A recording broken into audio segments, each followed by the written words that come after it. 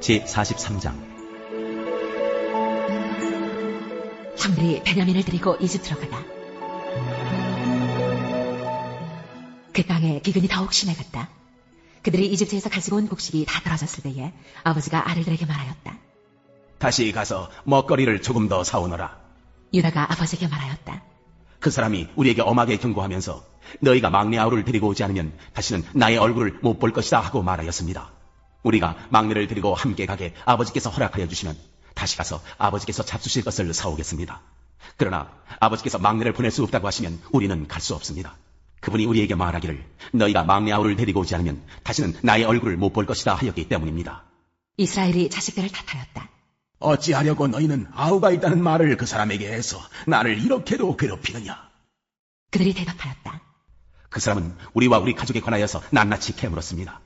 너희 아버지가 살아계시냐 하고 묻기도 하고 또 다른 형제가 더 있느냐 하고 묻기도 하였습니다. 우리는 그저 그가 묻는 대로 대답하였을 뿐입니다. 그가 우리의 아우를 그리로 데리고 오라고 말할 것이라고는 상상도 하지 못하였습니다. 유다가 아버지 이스라엘에게 말하였다.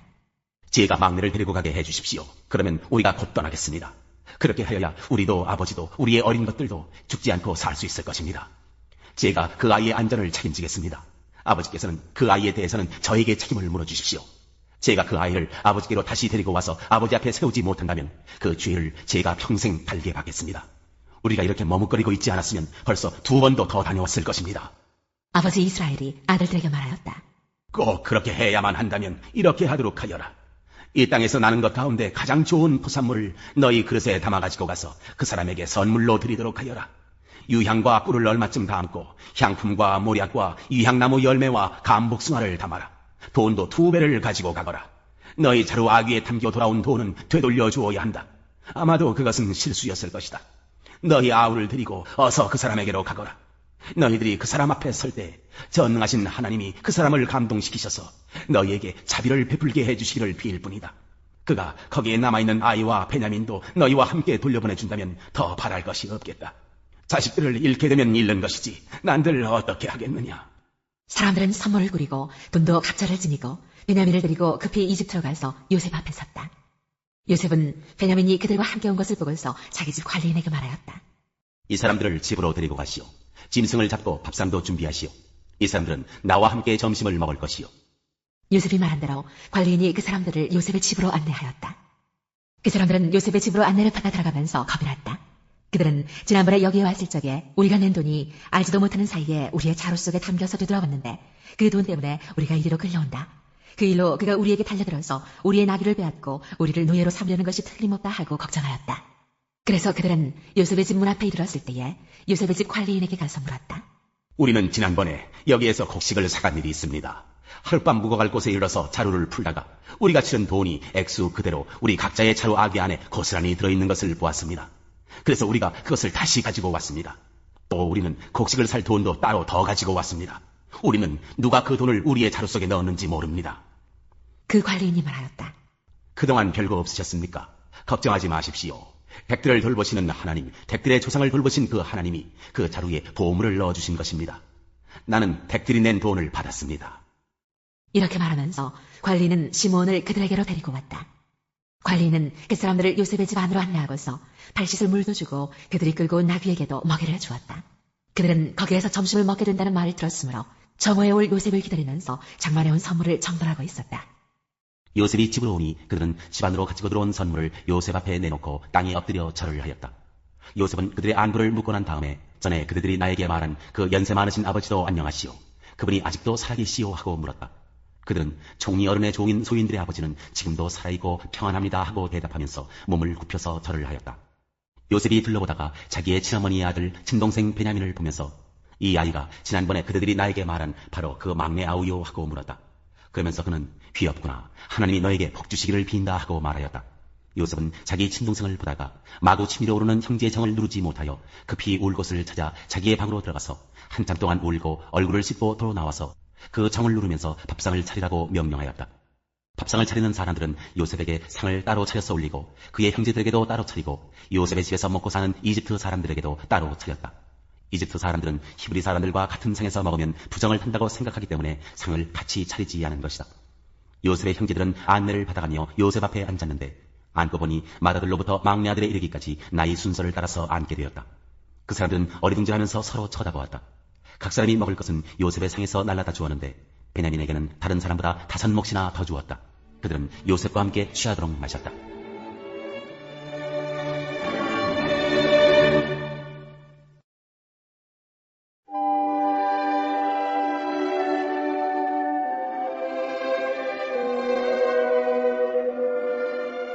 제13장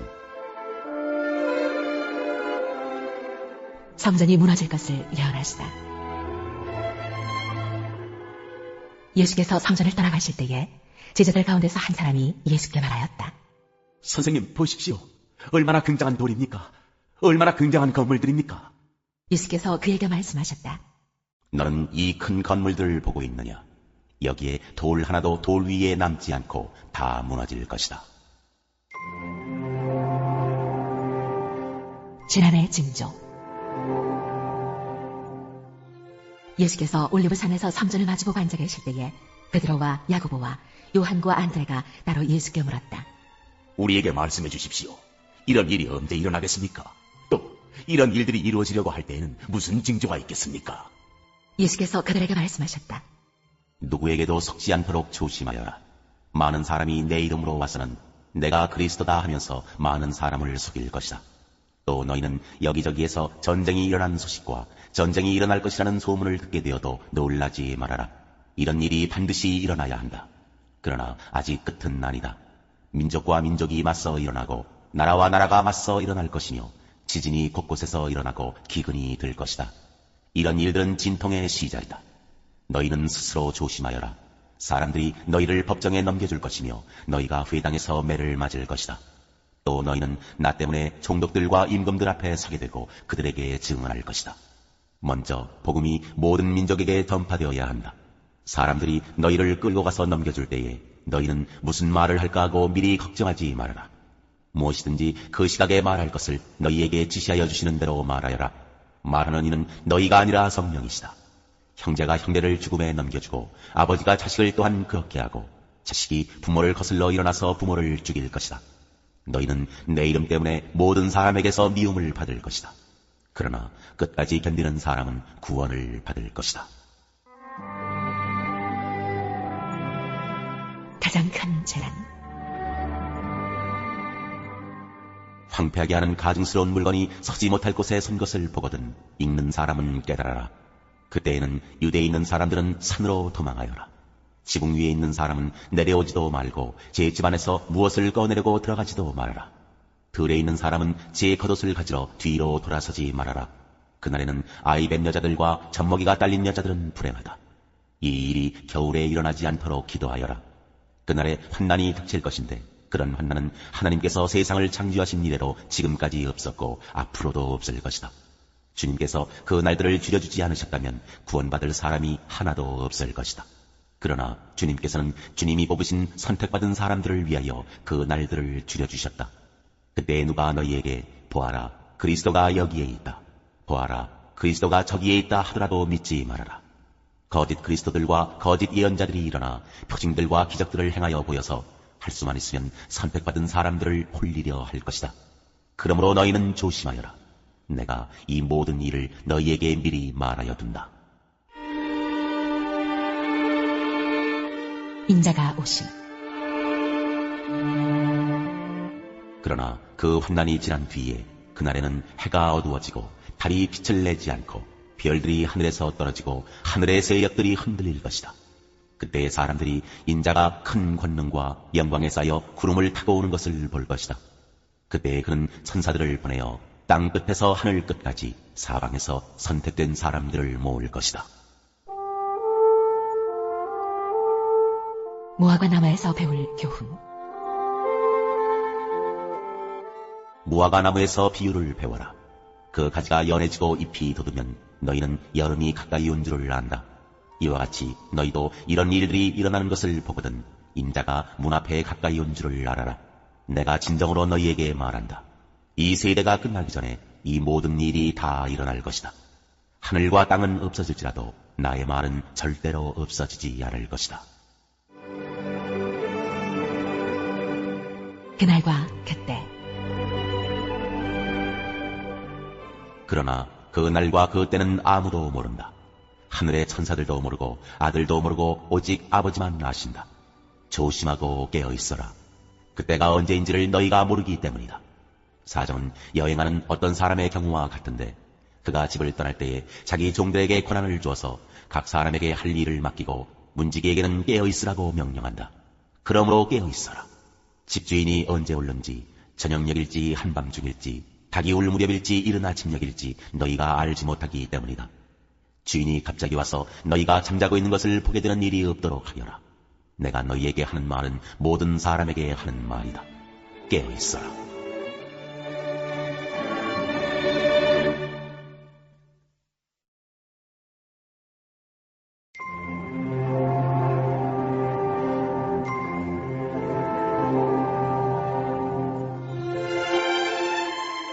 제9장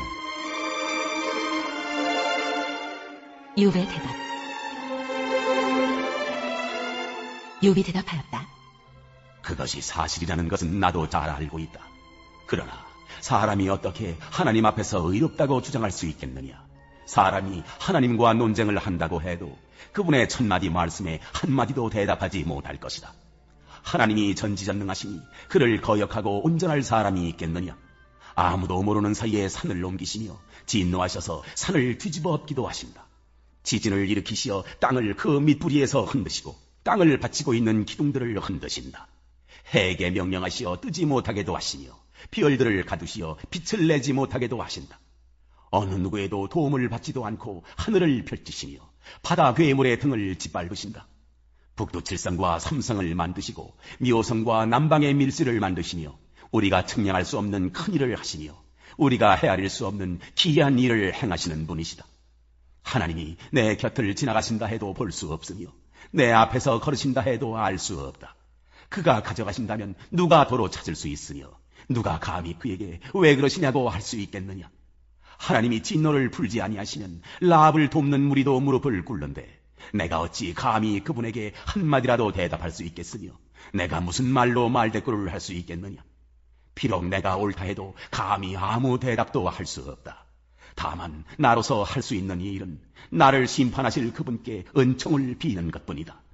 비록 그분께서 내가 말하는 것을 허락하신다 해도 내가 부르짖는 소리를 귀 기울여 들으실까? 그분께서 머리털 하누라기만한 하찮은 일로도 나를 이렇게 짓눌러 부수시고 나도 모를 이유로 나에게 많은 상처를 입히시는데 숨 돌릴 틈도 주시지 않고 쓰라림만 안겨주시는데 그분께서 내 간구를 들어주실까? 강한 쪽이 그분이신데 힘으로 겨룬다고 한들 어떻게 이기겠으며 재판에 붙인다고 한들 누가 그분을 재판정으로 불러올 수 있겠느냐? 비록 내가 옳다고 하더라도 그분께서 내 입을 시켜서 나를 정죄하실 것이며 비록 내가 흠이 없다고 하더라도 그분께서 나를 틀렸다고 하실 것이다. 비록 내가 흠이 없다고 하더라도 나도 나 자신을 잘 모르겠고 다만 산다는 것이 싫을 뿐이다. 나에게는 모든 것이 한 가지로만 여겨진다. 그러므로 나는 그분께서는 흠이 없는 사람이나 악한 사람이나 다 한 가지로 심판하신다 하고 말할 수밖에 없다. 갑작스러운 재앙으로 다들 죽게 되었을 때에도 죄 없는 자마저 재앙을 받는 것을 보시고 비웃으실 것이다. 세상이 악한 권세자의 손에 넘어가도 주님께서 재판관의 눈을 가려서 제대로 판결하지 못하게 하신다. 그렇지 않다고 하면 그렇게 하는 이가 누구란 말이냐? 내 일생이 달리는 경주자보다 더 빨리 지나가므로 좋은 세월을 누릴 겨를이 없습니다. 그 지나가는 것이 갈대 배와 같이 빠르고 먹이를 덮치려고 내려오는 독수리처럼 빠릅니다. 온갖 불평도 잊어버리고 슬픈 얼굴빛을 고쳐서 애써 명랑하게 보이려고 해도 내가 겪는 이 모든 고통이 다만 두렵기만 합니다. 그러나 주님께서 나를 죄 없다고 여기지 않으실 것임을 압니다. 주님께서 나를 정죄하신다면 내가 무엇 때문에 이렇게 애써서 헛된 수고를 해야 합니까? 비록 내가 비누로 몸을 씻고 잿물로 손을 깨끗이 닦아도 주님께서 나를 다시 시궁창에 쳐넣으시니 내 오신들 나를 좋아하겠습니까?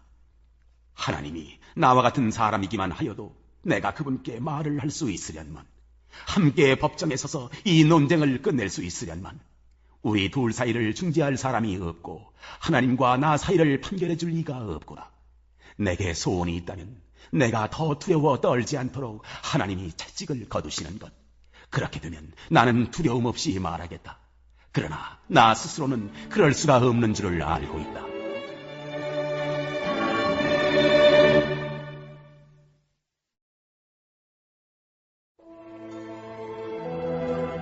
제13장